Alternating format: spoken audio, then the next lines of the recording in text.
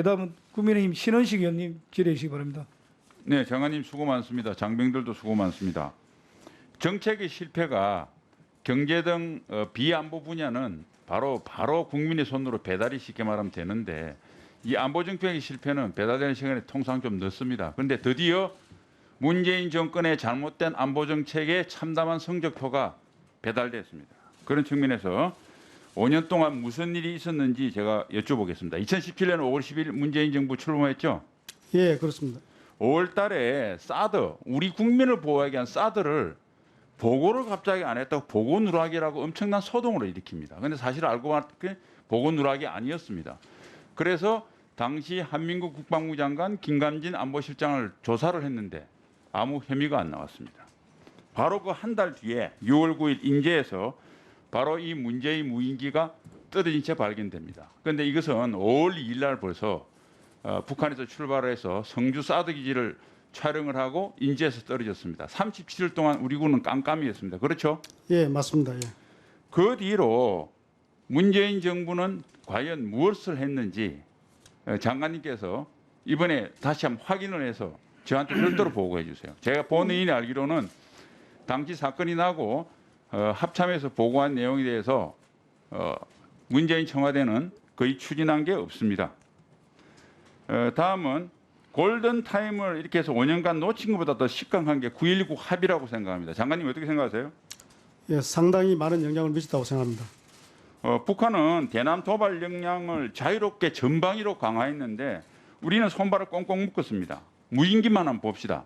2014년 최초로 무인기가 떨어진 거 발견된 이후에 2015년부터 16년 사이에 대략 6번 정도 MDL을 거쳐서 북한 무인기가 전선 지역에서 MDL을 남하했습니다. 장관님 기억나시죠? 예, 그렇습니다. 예. 그때 그 무인기를 발견한 게 대부분 우리 GP하고 AOP 대공 감시소였습니다. 그렇죠? 예, 그렇습니다. 그런데 9.19 합의에서 GP 11개 없앴습니다. 그런데 더 심각한 것은 그때 무인기를 발견한 GP도 없어졌다는 겁니다. 즉 없어진 11개 GP에 그 GP도 포함된 겁니다.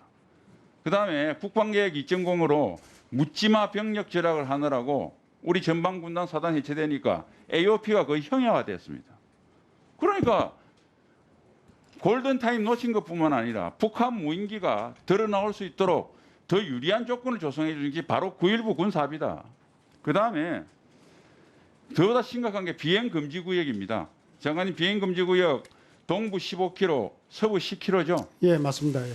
요 비행금지구 하려면 우리 사단하고 군단 무인기가 운용될 수 있습니까? 없습니까? 현실적으로 어렵습니다. 아니, 그거 못하죠. 그 이내에 띄워야 되는데. 예. 대대급 무인기에 600억 들어갔습니다. 사단급 무인기에 3,500억 들어갔어요. 4,100억 그냥 사장시킨 겁니다. 왜? 김정은한테 잘 보이기 위해서인 거 아닙니까?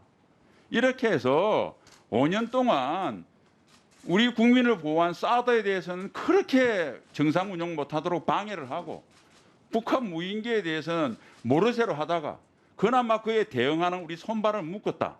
그 성적표가 배달된 겁니다.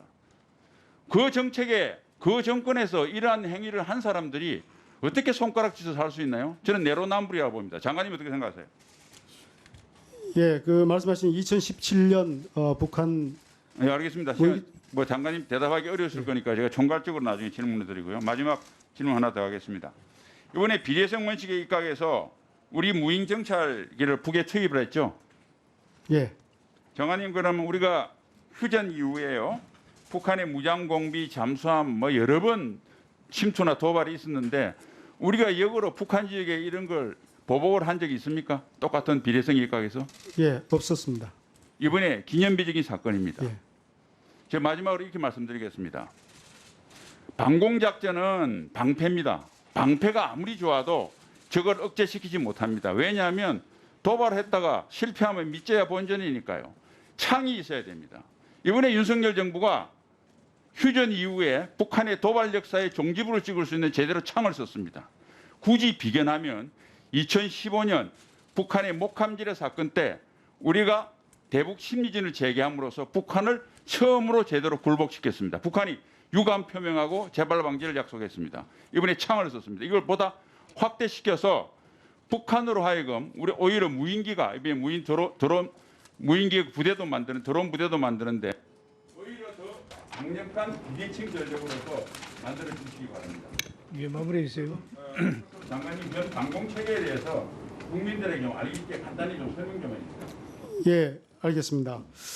그 먼저 그 우리가 무인기를 북한 지역으로 그 침투를 시켰던 그 점에 대해서는 앞으로도 우리가 무인기에 대해서는 좀 더 공세적으로 운용을 할 계획입니다. 그 점을 말씀드리고 그다음에 우리 저거의 공중 위협에 대한 우리 방공 체계에 대해서 말씀하셨는데 우선 가장 큰 것은 항공기에 대한 위협입니다. 그래서 저거의 항공기에 대해서는 우리가 레이더나 그다음에 육안으로 보고 대응을 하는데 레이더에 식별하고 그다음에 자동으로 요격하는 체계가 있고 또 육안으로 보고 직접 조준해서 격추시키는 그러한 체계가 가장 상위 개념입니다. 그다음 두 번째는 미사일 위협에 대한 요격입니다. 이것은 거의 자동으로 레이더에서 포착이 되고 자동으로 요격하는 그러한 체계가 있고요. 그다음 좀 더 낮은 단계로 내려가면은 6m급 이상 정도의 소형 무연기에 대해서는 우리가 레이더에서 자동으로 요격하거나 또는 육안으로 보고 직접 조준해서 격추하는 그런 수준의 대응 체계가 있고 이 말씀드린 세 가지 수준은 우리 능력이 상당한 수준으로 되어 있습니다. 그러나 이번에 3m 이하, 특히 이번에 2m였기 때문에 그 소형 무인기에 대해서는 우리가 사실상 최적화된 대응 체계가 미흡합니다. 그리고 훈련도 또한 미흡한 부분이 있고 그래서 그 점에 대해서는 상당히 아쉽게 생각하고 앞으로 우리 군이 이 분야에 대해서 집중적으로 능력을 확대하고 운용 개념 발전시키고 훈련을 철저하게 하겠다는 말씀을 드립니다.